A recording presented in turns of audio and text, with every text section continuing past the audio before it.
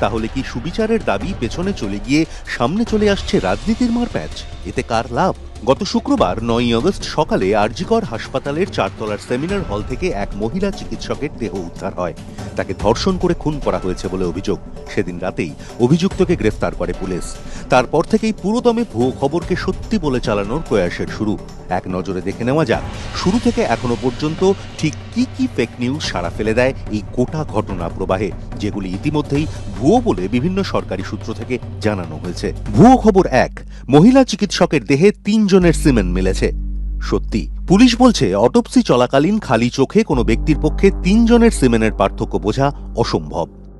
ভুয়ো খবর ২, মহিলা চিকিৎসকের কলার বোন এবং পেলভিক বোন ভাঙা। সত্যি, ময়না তদন্তের রিপোর্ট বলছে মৃতার কোনো হাড় ভাঙা ছিল না। ভুয়ো খবর ৩, মুখ বন্ধ করাতে মৃতার পিতাকে বিপুল পরিমাণ অর্থ